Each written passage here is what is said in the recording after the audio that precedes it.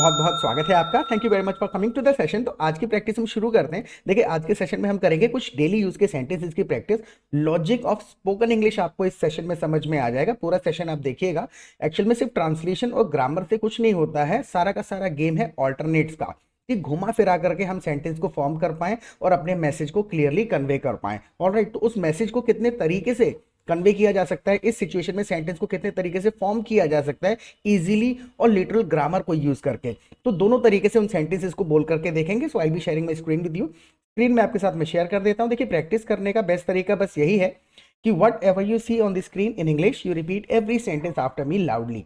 जोर से बोल के प्रैक्टिस करिएगा, जिससे प्रोनाउंसिएशन की आदत पड़ेगी और ये साउंड्स याद हो जाएंगे। ऑलराइट, सो खाना खाया होने के कारण मैं अब कुछ और नहीं खा सकता। ये एक वैसे भी बनावटी सा सेंटेंस है, हिंदी में भी हम इस तरीके से बोलते नहीं हैं। हिंदी में हम कैसे बोलते हैं, खाना खा रखा है इसलिए अब कुछ नहीं खा सकता। Getting my point. पता होना चाहिए कि लिटरल ग्रामर के हिसाब से बनेगा कैसे। देखिए कितने तरीके से कह सकते हैं इस बात को। नॉर्मली लिटरल ग्रामर यूज करके सिंपल आप ऐसे कहेंगे, हैविंग ईटन फूड। जब आपने कोई काम कर रखा है, कोई पोजीशन है, कुछ एक्वायर कर रखा है, कुछ चीज आपसे कनेक्टेड है, तो हैव कर रखा है। Getting my point. I have a car, I have experience. कुछ भी चीज आपसे कनेक्टेड है तो हैव का हम इस्तेमाल करते हैं कनेक्शन बताने के लिए। Having eaten food, I can't eat anything else now. अब मैं और कुछ नहीं खा सकता। देखिए, हैव का एक और लॉजिक है, किसी भी सेंटेंस में अगर आप हैज, हैव, हैड सुन लेंगे तो बिल्कुल थर्ड फॉर्म का आपको यूज करना पड़ेगा। Third form have, has, had वाले सेंटेंसेस में यूज होता है। So having eaten food, having eaten food यानी कि खाना खाया हुआ था। I can't eat anything else now यानी और कुछ अब मैं नहीं खा सकता हूं। Getting my point. जैसे हम ये कहें कि मैं उससे मिला हुआ हूं, इसलिए मैं उसके बारे में बुरी बात नहीं यकीन कर सकता कि वो कुछ बुरा कर सकता है। So having already met him, I can't believe that he can do something wrong. तो हैविंग मेट हिम यानी कि मैं ऑलरेडी उससे मिल चुका हूं, ऐसे एक्सपीरियंस ऑलरेडी है मेरे पास में। राइट, अब देखिए इस सेंटेंस में अब दोबारा आइए। Having eaten food, I can't eat anything else now. अब मैं कुछ और नहीं खा सकता, लेकिन it is not compulsory to speak this sentence this way. We have many alternates, easy alternates to convey the same message in English. आप इस चीज को इस तरीके से बोल दीजिए, I have already eaten food so I can not eat anything else now. I've already eaten food, so I can't eat anything else now. Getting my point? तो लिटरल ग्रामर को यूज करने की, लिटरल ट्रांसलेशन करने की actual में कोशिश नहीं करनी है। मैसेज को समझिए, फीलिंग समझिए और कितने इजी शब्दों में आप उस सेंटेंस को बोल पा रहे हैं, मैसेज को क्लियर कन्वे कर पा रहे हैं। राइट, अगला सेंटेंस आप देखिए और बोलने की कोशिश करिए अपने शब्दों में। जैसे कि मैं नहीं चाहता कोई मुझसे सवाल पूछे। मैं नहीं चाहता कि कोई मुझसे सवाल पूछे, तो सिंपल क्या नहीं चाहता हूं मैं, आई डोंट वांट एनीवन। मैं किसी और बंदे से नहीं चाहता हूं, सो आई डोंट वांट एनीवन। और क्या नहीं चाहता हूं, टू आस्क मी क्वेश्चंस। काम से पहले हमने टू का यूज कर लिया है, जैसे कि I don't want anyone to ask me questions. मैं नहीं चाहता कि कोई भी मुझसे सवाल पूछे। राइट, मैं खाना खाना नहीं चाहता, I don't want to eat. मैं उससे मिलना नहीं चाहता, I don't want to meet him. मैं उससे कोई काम नहीं चाहता हूं, तो आई डोंट वांट रमेश। मैं रमेश से कोई काम नहीं चाहता, आई डोंट वांट रमेश। और क्या नहीं चाहता हूं रमेश से, टू आस्क मी क्वेश्चंस, कि रमेश मुझसे सवाल पूछे। मैं नहीं चाहता रमेश दिल्ली जाए, so I don't want Ramesh to go to Delhi. Getting my point? तो इसी तरीके से आप जब रिपीट करेंगे और इनके बेसिस पे एक दो सेंटेंसेस बनाने की कोशिश करें, खुद से आपको आदत पड़ जाएगी और ये स्ट्रक्चर आपको याद हो जाएगा। अगला सेंटेंस आप देखिए बोल करके। मैं नहीं चाहता कि मुझसे सवाल पूछा जाए। मैं नहीं चाहता कि मुझसे सवाल पूछा जाए, so I don't want to be asked question. मैं नहीं चाहता, I don't want to be asked question. ये चीज आपको बस याद रखनी है, टू बी के साथ हमको ये थर्ड फॉर्म यूज कर लेना है। I don't want to be asked questions. मैं नहीं चाहता मुझसे सवाल पूछे जाएं। जैसे मैं नहीं चाहता कि मुझे बुलाया जाए पार्टी में, so I don't want to be invited. To be का इस्तेमाल कर लेंगे, I don't want to be invited to the party. मैं नहीं चाहता कि मुझे पार्टी में बुलाया जाए। मैं नहीं चाहता मुझसे सवाल पूछे जाएं, so I don't want to be asked questions. मैं नहीं चाहता मुझसे सवाल पूछे जाएं। मैं नहीं चाहता मुझसे ऐसे सवाल पूछे जाएं। I don't want to be asked this kind of questions. Right, जब आप टुकड़ों में बोलना कोशिश करें कि सेंटेंस को टुकड़ों में तोड़ें और दो तीन वर्ड्स का जो कॉम्बिनेशन है मैसेज क्लियर कन्वे करता चला जाएगा। आगे लंबे लंबे सेंटेंसेस की जहां तक बात है, धीरे धीरे दो एक वर्ड्स और जुड़ते चले जाएंगे। मैं नहीं चाहता रमेश मुझसे इस तरीके के सवाल पूछे। मैं नहीं चाहता रमेश मुझसे इस तरीके के सवाल पूछे। हाउ वुड यू से दिस इन इंग्लिश? आप इस सेंटेंस को इंग्लिश में कमेंट सेक्शन में लिखिएगा। हम सारे कमेंट्स को पढ़ते हैं। आपका सेंटेंस ठीक होगा then I will give you a like, और गलत होगा तो हम उसको करेक्ट कर देंगे, एक्सप्लेन कर देंगे कहां पे गलती हुई है। ओके, मैं नहीं चाहता रमेश मुझसे इस तरीके के सवाल पूछे। हाउ वुड यू से this? Please right your answer in comments. Okay, तुम कितने भाई हो और कौन क्या काम करता है? अब देखिए ये कॉम्प्लिकेटेड सेंटेंसेस होते हैं, हमें हिंदी बहुत अच्छे तरीके से आती है, इसलिए हम ऐसे थोड़ा सा तरीके से बोल देते हैं, लेकिन इन द बिगिनिंग इंग्लिश में भी बोलेंगे, लेकिन इन द बिगिनिंग करना क्या है, मैसेज को इजी तरीके से कन्वे करिए आप। तुम कितने भाई हो और कौन क्या काम करता है। सो देखिए नॉर्मल तरीके से आप इसको ऐसे बोल सकते हैं, how many brothers do you have, how many brothers are you. हम अगर कह देंगे तो ग्रामेटिकली सेंटेंस ठीक है, लेकिन बोला नहीं जाता इस तरीके से, राइट। तो इंग्लिश अपने तरीके से बोली जाती है, तो पता होना चाहिए। So how many brothers do you have and what does each do, what does each do, प्रत्येक बंदा क्या काम करता है, getting my point. So how many brothers do you have and what does each do, what does each of them do, इस तरीके से आप कह सकते हैं, राइट। रिपीट करके देखिए। एक्चुअल में एक और आपको बस थोड़ा सा समझने की जरूरत है कि एक सेंटेंस से कभी भी कुछ समझ नहीं आ सकता है। कई बार एक सेंटेंस से पूरी ग्रामर समझने की कोशिश नहीं करनी होती है, जो समझ आ रहा है अच्छी चीज है, बाकी चीज आगे के लिए छोड़ते चले जाइए। अगली बार इसी प्रकार का स्ट्रक्चर सुनेंगे, ग्रामर सुनेंगे, 3-4 सिचुएशंस में, अलग अलग सेंटेंसेस में इस प्रकार के लॉजिक को, ग्रामर को सुनेंगे तो खुद से समझ में आ जाएगा, अच्छा इस सिचुएशन में इस तरीके से कहा जाता है, राइट। तो कोई सेंटेंस बहुत ज्यादा कॉम्प्लिकेटेड लगता है, डिफिकल्ट लगता है, तो बिल्कुल भी स्किप नहीं करना है, देखते चले जाइए, दोबारा सुनेंगे समझ आने लगेगा। ओके। सो मुझे अपनी कंपनी बंद करे हुए 1 साल हो गया है। अब यहाँ पे हम टाइम जब बताने की कोशिश कर रहे हैं, मुझे अपनी कंपनी बंद करे हुए 1 साल हो गया है, कई तरीके से कह सकते हैं। देखिए एक बिल्कुल नॉर्मल तरीका ये है, इट्स बिन 1 ईयर, 1 साल हो चुका है, it has been 1 year.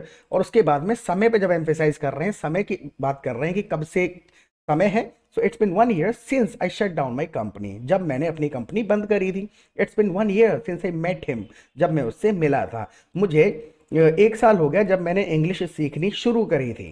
So it's been 1 year since I started learning English, right. मुझे क्लास अटेंड करे हुए 1 महीने से ज्यादा हो गया। आप बोल के देखिए, मुझे क्लास अटेंड करे हुए 1 महीने से ज्यादा हो गया है। हाउ वुड यू से this? Don't be lazy at writing, आप अपने सेंटेंसेस लिखते रहा करें, इससे थोड़ा सा हमें भी मोटिवेशन मिलता है और आपकी भी थोड़ी सी प्रैक्टिस हो जाएगी। ऑलराइट। सो आप इस सेंटेंस को कमेंट सेक्शन में लिखिए कि मुझे क्लास अटेंड करे हुए 1 महीने से ज्यादा हो गया है। एक वर्ड आपको एक्स्ट्रा जोड़ना है, बस वो कोशिश करिए सही जगह पे उस वर्ड को आप सेंटेंस के अंदर फिक्स कर पाए, फिट कर पाए, राइट। सो मैं 1 साल से कुछ भी नहीं कर रहा हूं, मैं 1 साल से कुछ भी नहीं कर रहा हूं, तो बिल्कुल simple, I been doing nothing for year, I been doing nothing, मैं कुछ भी नहीं कर रहा हूं। देखिए जब हम समय की बात करते हैं ना, पहले से कुछ है और अभी तक कंटिन्यूटी है। I have been, has been का मतलब है पहले से और अब तक। मैं 1 साल से पढ़ा रहा हूं, तो I have been teaching for year, 1 साल से पढ़ा रहा हूं।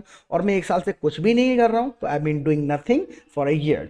आई हैव बीन डूइंग नथिंग, मैं कुछ भी नहीं कर रहा हूं फॉर अ ईयर। जैसे कि मैं 1 साल से दिल्ली में रह रहा हूं, I been living in Delhi for a year. 1 साल से दिल्ली में रह रहा हूं, I been living in Delhi for a year, right. Look at the next sentence. 1 साल पहले मैं वेबसाइट बनाया करता था। 1 साल पहले जब मैं कोई काम किया करता था, तो बिल्कुल नॉर्मल याद आया होगा, आई यूज टू, मैं ये काम किया करता था, तो 1 साल पहले मैं वेबसाइट बनाया करता था। So a year ago I used to build websites, I used to build websites, मैं वेबसाइट्स बनाया करता था। देखिए ये एक तरीका हुआ इस बात को कहने का, लेकिन जब आप कॉन्वर्सेशन करना शुरू करते हैं, जब आप नेचुरल इंग्लिश को बोलना शुरू करते हैं, तो देखिए कितनी चीजें यहाँ पे सही बैठ सकती हैं। आप ऐसे कह सकते हैं, ए year ago I build websites, A year ago I built websites, a year ago I would build websites। would भी यूज कर सकते हैं, नॉर्मल सेकंड फॉर्म भी यूज कर सकते हैं। All 3 sentences are conveying the same message. Situation पे depend करेगा कि आगे पीछे क्या सेंटेंसेस बोले हुए हैं, तो लिटरल ट्रांसलेशन के पीछे नहीं पड़ना है। बहुत सारे ऑल्टरनेट्स होते हैं और उनको सीखने के लिए नेचुरली इंग्लिश को कैसे बोलना है, ये सीखने के लिए आप हमारी लाइव क्लासेस अटेंड कर सकते हैं। लाइव क्लासेस में 2 फायदे होते हैं। सबसे पहले तो हम आपको अपने कम्युनिटी में, अपने ग्रुप में ऐड कर लेंगे, जहां पे आप दूसरे पार्टिसिपेंट्स के साथ रियल सिचुएशन में प्रैक्टिस कर पाएंगे, which is most important part of learning. जब तक आप रियल सिचुएशन में बात नहीं करेंगे, तब तक ट्रांसलेशन गेम माइंड में चलता रहेगा। एक सेंटेंस को सोचते हैं, उसका ट्रांसलेशन करते हैं, उससे केवल 10% इंग्लिश बन पाएगी। 90% of the English is spoken it's own way which has no connection with Hindi. तो ग्रुप में क्या होता है, 200-300 पार्टिसिपेंट्स होते हैं। जब आप उनके साथ रियल सिचुएशन में बातचीत करेंगे ना, तो नेचुरली इंग्लिश समझ में आएगी, सिचुएशनल सेंटेंसेस स्ट्रक्चर समझ में आएंगे, राइट। और शाम को जब हमारी लाइव क्लासेस होती हैं, तो वहां पर भी we simply come together every evening and we discuss anything in English for 2 hours. 2 घंटे तक डिस्कशन करते हैं, जैसे ग्रुप में लोग फोन पे प्रैक्टिस करते हैं, आपस में बात करके चैटिंग करते रहते हैं, कॉन्वर्सेशन करते रहते हैं, जो डाउट्स वगैरह रह जाते हैं वो लाइव सेशन में आकर के डिस्कस करते हैं, कॉम्प्लिकेटेड चीज़ें जो होती हैं।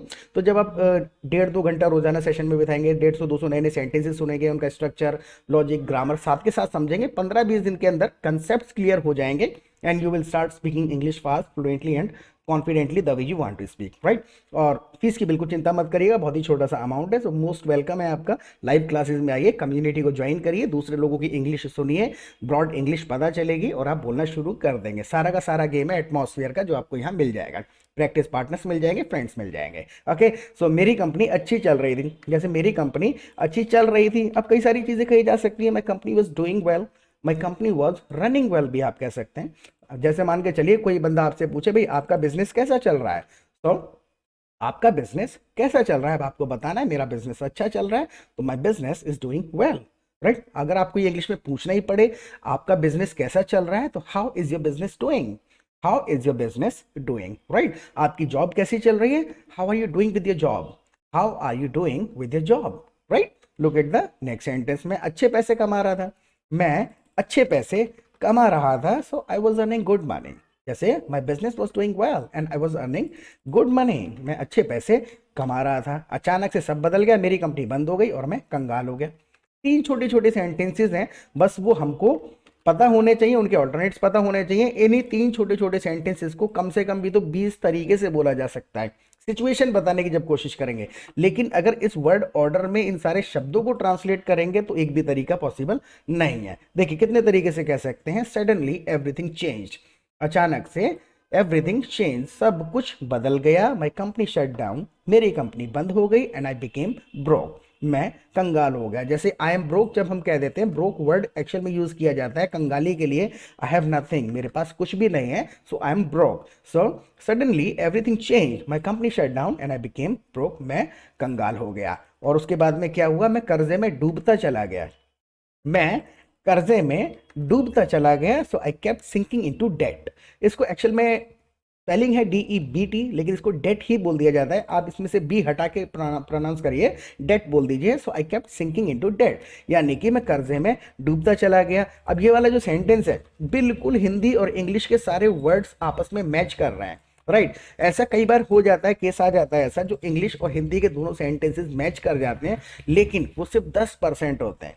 ऐसे सेंटेंस जब ट्रांसलेट हो जाते हैं तो हमें खुश नहीं होना है, ये एक एक्सेप्शन था जो मैच कर गए, लेकिन 90% केसेस में सेंटेंसेस के वर्ड्स आपस में मैच नहीं करते हैं। हमें लॉजिक समझना है, सिचुएशन समझनी है, उस बात को बोलना है, भले हिंदी का हम एक भी वर्ड ट्रांसलेट करके ना यूज करें उसके अंदर, right. Look at the last sentence, खैर अब सब कुछ ठीक हो गया है, खैर अब सब कुछ ठीक हो गया है। अब देखिए इस वाले ये लास्ट सेंटेंस है, इसको कई तरीके से बोलते हैं, सब कुछ ठीक हो गया है। सो एनीवे जब हम कह रहे हैं तो इसका मतलब यही है कि अभी तक जो बातें हुई है सब हटा करके एनीवे, राइट। वेल का भी आप इस्तेमाल कर सकते हैं यहाँ पे, वेल और एनीवे दोनों चीजें आप इस्तेमाल कर सकते हैं। Things have been sorted out now, things have been sorted out now, यानी अब चीजें ठीक हो गई हैं। आप ऐसे कह सकते हैं, anyway everything is fine now, anyway everything has become okay now, anyway things are under control now, right. Message जब पहुंचाने पे आएंगे तो कई सारी चीजें कही जा सकती हैं, लेकिन ट्रांसलेशन करने की कोशिश करेंगे तो अटक जाएंगे। तो करना क्या है, कम्युनिटी को ज्वाइन करना है। रियल सिचुएशन में जब बातें करेंगे तो मैसेजेस को पहुंचाने की कोशिश करेंगे, और जो वर्ड्स आते हैं उनको यूज करके जब आप सेंटेंसेस फॉर्म करने की आदत डालेंगे तो आदत पड़ जाएगी। Got the point. और लाइव क्लासेस में आइएगा, इसके बारे में प्लीज फीडबैक दीजिएगा, कोई सजेशन आपका हो हमारे लिए तो सजेशन दीजिएगा, कमेंट सेक्शन में आप लिख सकते हैं। प्रैक्टिस करते रहें, फिर मिलेंगे एक नए सेशन के साथ। Till then bye.